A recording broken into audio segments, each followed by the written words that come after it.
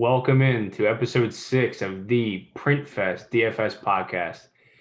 I am your host, Justin Rue, alongside Scott Bandy, and it was a nice week for the PrintFest boys. Uh, just a total smash, total and absolute obliteration. You had Devontae Adams, you got a windmill from Alberto, but we both had the Dolphins D windmill. Should have been 3 touchdowns, got tackled at the 1. Total smash. You scored 140, almost 145. I scored almost 126. The line of cash was 117. We're rich. We are quite rich. And this is a much better week than last week's show where I had to tilt my face off about DK Metcalf. So, we're back on board. I can afford food again. So, it's a good week for the boys. Yep. So starting at quarterback, we both end up getting a poop stain from Jimmy Garoppolo. He played in the first half and did absolutely nothing at 84 yards, and then somehow was hurt / benched or whatever happened. I think he had a high ankle sprain is what they're calling it. But he got benched. Nick Mullins comes in. He lights it up, scores 17 points in the second half. And we're just sitting there like, oh, what could have been with Jimmy G? I think Jimmy G was fine. He was 5,400. I would have played him again at the same price. Yeah, I mean, he was fine enough. I mean, in general, I don't really like playing Jimmy Garoppolo. I think he's actually not very good. But I mean, 5,400 against the Seahawks in just a projected blowout. I mean, we've talked before on the pod about just how many points the Seahawks defense gives up to opposing quarterbacks. And at a 5,400 price tag, I mean, I thought it was fine. He was just too cheap. He probably should have been somewhere like 5,900 or 6K. And it was a week where there wasn't too much value on the board. So I didn't feel a need to pay up for quarterback. And he was extremely chalky. So even when he hits, his 1 percentile outcome, I mean, it still didn't even matter because he was greater than 50% owned in most contests. So, but what I will say about Jimmy G is that I think we're on the cusp of being on my do not fuck with list. You're out there with Dave Montgomery, huh? Yeah, because he's just total garbage. Like at some point, they just need to say, okay, we paid you all this money, but we're just going to start Nick Mullins instead. I think Nick Mullins is probably better. I agree with you. Oh man, it's every time Nick Mullins plays, he does pretty well. I mean, it's good enough. Jimmy G's has been so up and down, but they end up throwing the ball 41 times. Like when I was talking on the Friday pod, I expected, the Niners came in throwing the ball 25 times a game, and every team who plays against the Seahawks always throws more. They end up throwing the ball 41 times. I mean, if you combine Jimmy G and Mullins, he easily gets there. That would have been like 20 points. So Jimmy G was, he was an absolute shit show, but I think the process there was fine, and I definitely would do it all over again.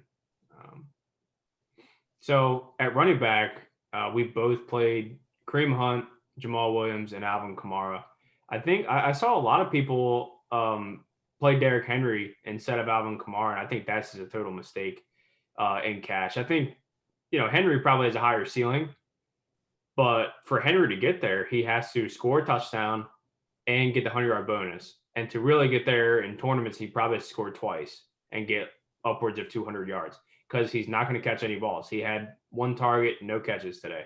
Alvin Kamara, on the other hand, Michael Thomas was out. Emmanuel Sanders was out. Marquez Callaway was out.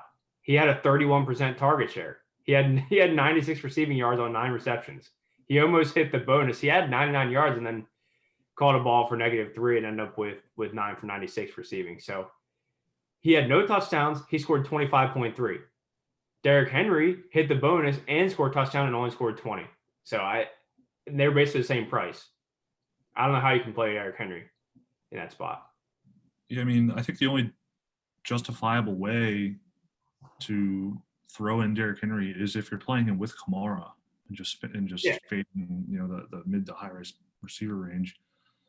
Because, Kamara versus Henry, in my opinion, shouldn't even have been a debate. I mean, Kamara can get there on volume alone every single week, and Derrick Henry has to hit the bonus, has to score usually twice at his price tag to get you there. So it's just process over results, right? Like Yeah, man, and it worked out. I mean, Kamara scored 5 more points than Henry, and they were both around like 35% owned in double up. So, I mean, 35% of people Well, Kamara ran cold at the end of that game. He had 8 for 99 receiving, gets yeah. a ninth reception and loses yardage, so he didn't even get the bonus. I know. If he hits the bonus there, I mean, I mean, that's another catch. You're putting that would have been up to like 29 points, and then that it's just you're just running away with it at that point.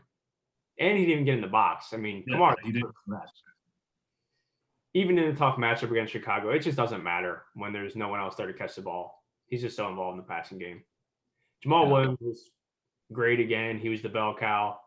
He ended up getting 6 receptions and another 27 receiving yards. Didn't get in the box, but still got you 18 points at 6.1K. You know, as a home favorite versus Minnesota. They ended up losing the game. Game script kind of got away from him, but he was still fine. I mean, that's the thing at running back again. It's you want guys that'll get you there on volume alone, and if they fall into the box, that's just that's the cherry on top. I mean, 18 points without getting in the box, 6.1K. I mean, he had value, so he was fine enough. I mean, he actually got into a relatively bad game script. He didn't get as many carries. How many carries did he end up with actually? I'll check. He ended up with 16. So 16. That's more than I thought he had. But yeah.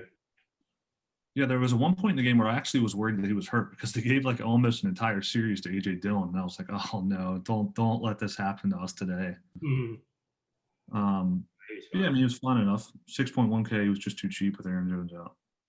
Yeah, and so Kareem Hunt, he underwhelmed again here against Las Vegas. He's at home. He ended up getting 14 carries, and he really hasn't been that involved. I mean, he's been somewhat involved in the passing game, but really he's only been between like 3 or 4 targets the last couple weeks. He ended up having 16 touches, and he got you like 70 yards. He didn't get in the box, so 9.3 points, clearly not good enough. But I mean, he was 80% owned, so it didn't really matter because everyone else had him anyway. Yeah, I mean, and this is another spot where I'm going to say process over results. This really was a smash spot. I mean, the Raiders' defense is trash. The win in this game was pretty bad. So I mean, you're going to project both teams to run more. It was just an ugly game all around. It's weird that with Nick Chubb out, his role hasn't really changed that much. Yeah, he's well, at least from a receiving perspective, I don't know why, to be honest with you. But I mean, at this point, until Nick Chubb comes back, I don't know if I can play him anymore. He's a great player, but right now, I mean, his role, we need that expanded role more than they're giving it to him. Yeah, I think they're on buy. 6.9K. Yeah.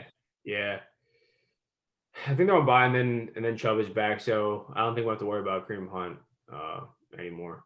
But he has just been like kind of underwhelming at his price the last couple of weeks. We've been playing him, and he was fine last week because he got in the box, and this week didn't get in, and only scored 9 points. Didn't really matter. He was uber chalk, so everyone else had him anyway. It's kind of the same thing with Jimmy G. Mm-hmm. Moving on to wide receiver, we both played Keenan Allen. That was our only similarity here at wideout. Keenan Allen's a total smash. I mean, if you didn't play Keenan Allen, I don't know what you're doing. He was 70% owned in double up, so 30% of you just don't have a clue what you're doing. That's just a fact. I mean, maybe that's rude, maybe that's a little harsh, but it's just true. You don't have a clue what you're doing if you didn't play Keenan Allen. No, Keenan Allen is a total lock. He should have been 100% owned. That's a fact. Like, he should have been 100% owned. He went off last week for 10 receptions, and his price tag didn't change. And I mean, there was a lot of talk this week about, Brandon Ayuk, he's in a smash spot, no Deebo Samuel and against the Seahawks. Okay, but he was 5,800. If you played Brandon Ayuk, a rookie wide receiver, in a relatively bad passing offense, where he's the number 2 at best behind Kittle, over Keenan Allen, who's just an absolute alpha at 6.2K, and a much better passing offense with Herbert. I mean, I don't know what you're doing, but you need to reevaluate your process because Keenan Allen should have been 100% owned, in my opinion. Yeah, Keenan Allen in his 5 full games with Justin Herbert has had 10, 19, 11, 13, and 11 targets. You just play him at 6,200. That's just underpriced. Total And they misprice. finally priced him up to 7K this week. It's about time. Yeah, and he ended up going 9 for 67 and 1 against Denver. Don't really care about the matchup when you're getting that kind of volume. Keenan Allen's a total lock, and he ended up being perfectly fine for us.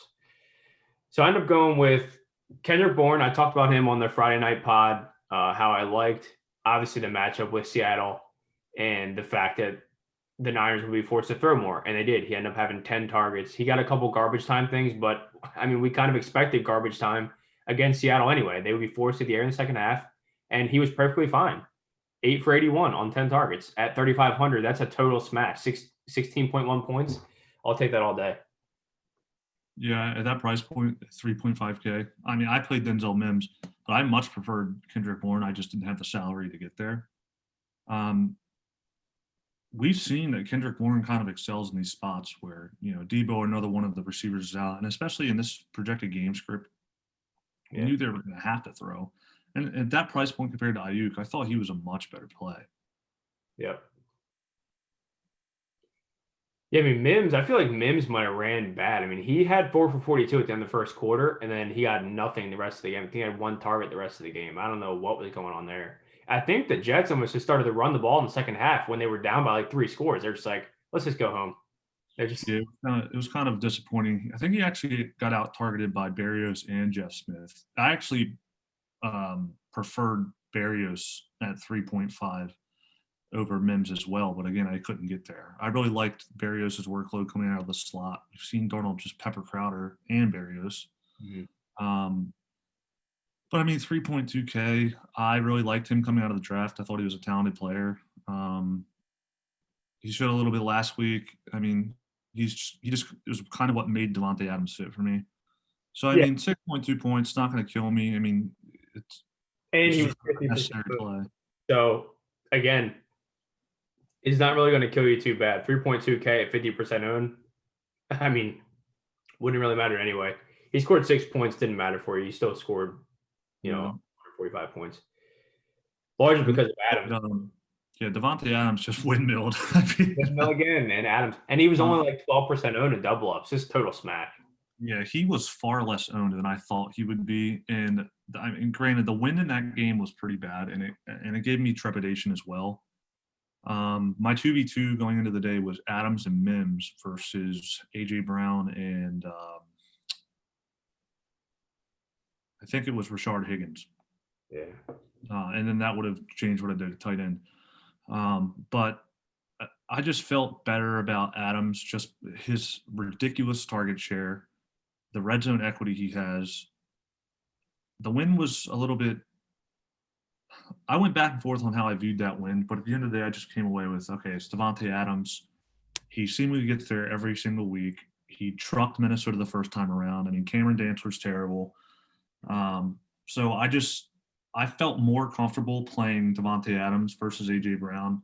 AJ Brown, I had trepidation about that game script. I thought with the Bengals having 5 offensive linemen who have never started a game, I thought the Titans were going to truck them.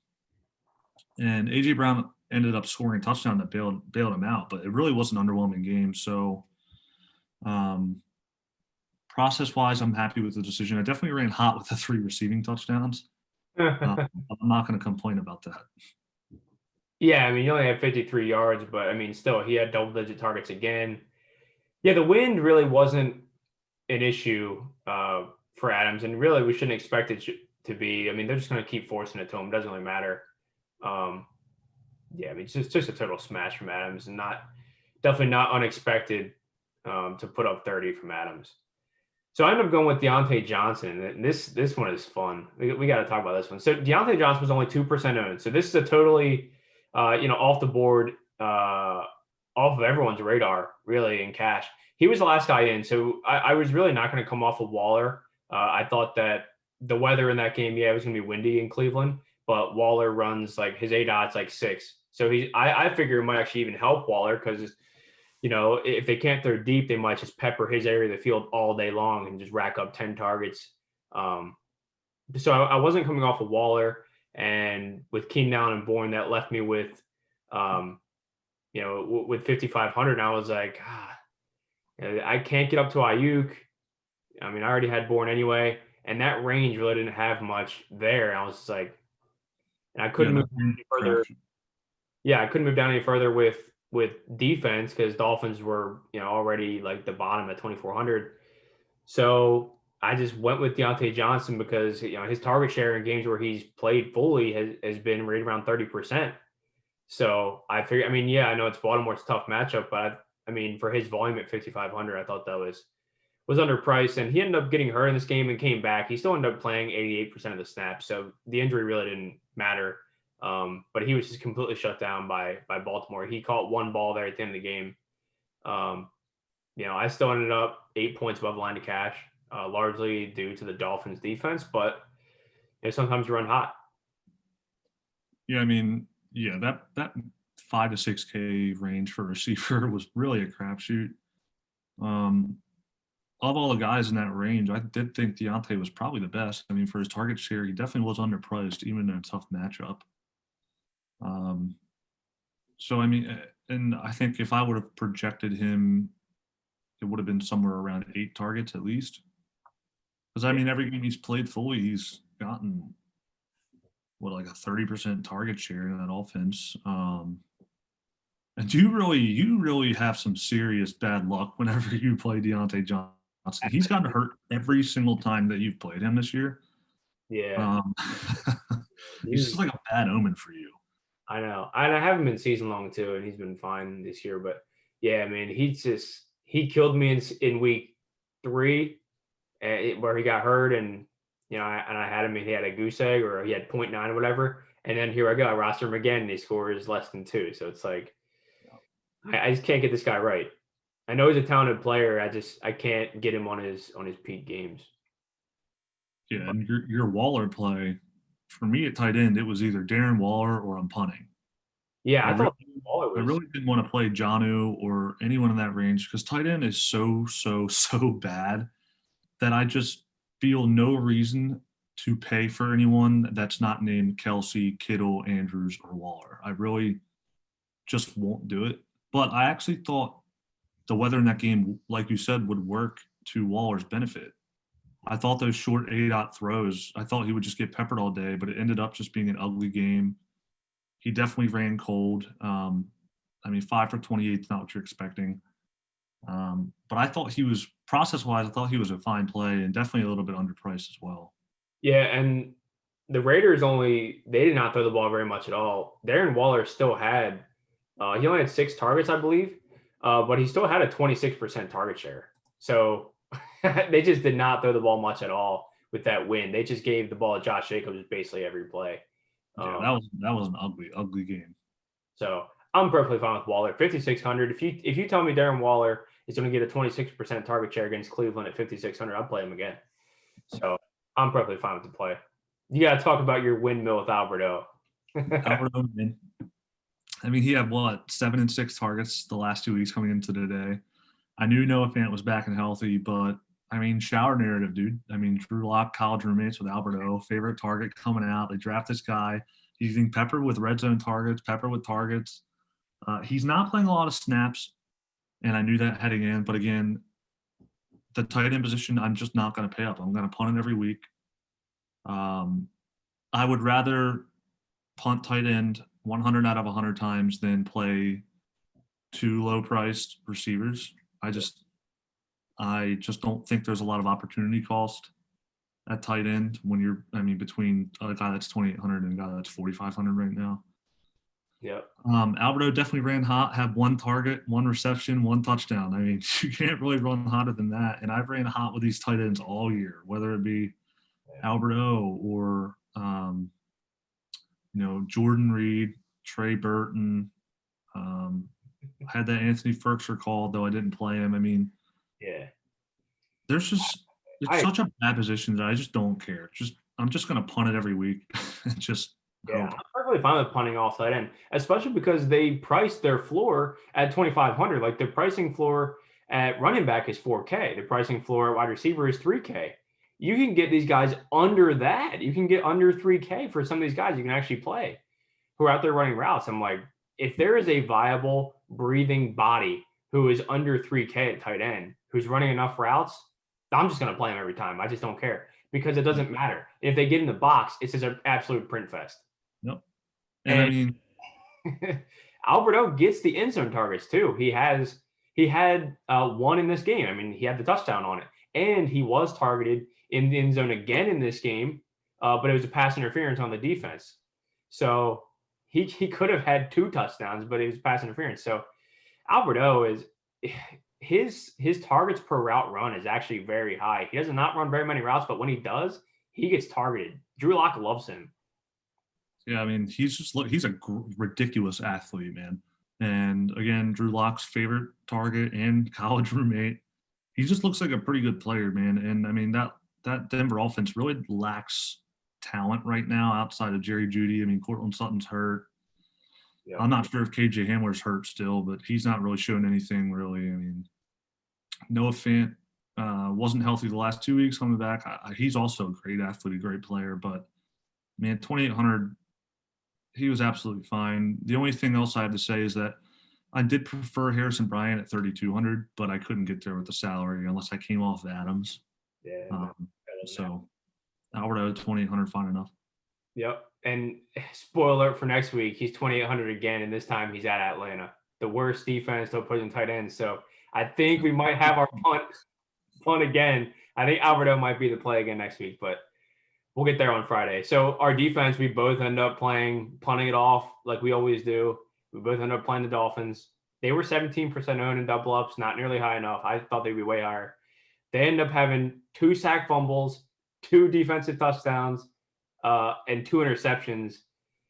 Then I'm giving 17 points up to the Rams at home. I mean, just an absolute print fest at 2,400. 23 points. I mean, you can't run hotter than that at defense. And, the thing is, we played Jimmy Garoppolo. He had a bottom 1 percentile outcome. Kareem Hunt had a pretty low percentile outcome. For me, I played Deontay Johnson. He had a bottom 5 percentile outcome there.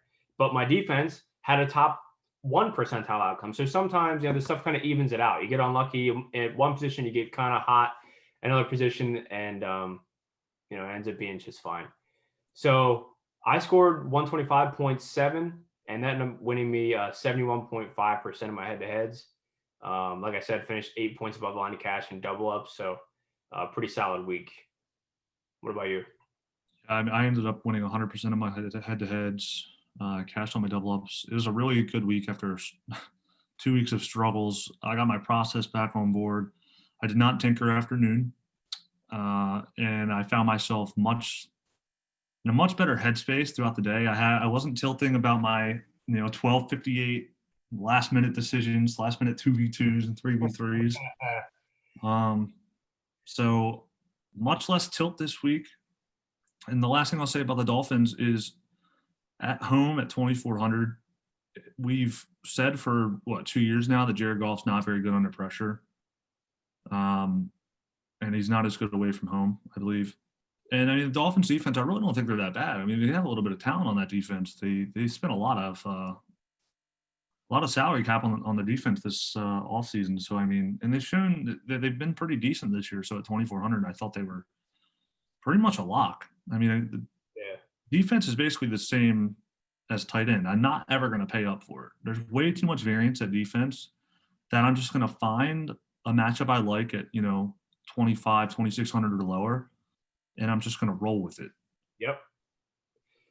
Yeah, just punt it off. I mean, same tight end defense. They're very high variant positions, and they're really just not that important. There's not a lot of opportunity cost. I think you just punt those positions, pay up at running back, pay up wide receiver, and usually can punt off quarterback as well. So with that, that's going to be it for the Week 8 recap pod here, and we're going to be back here on Friday night breaking down the Week 9 slate. Can't believe it's already Week 9.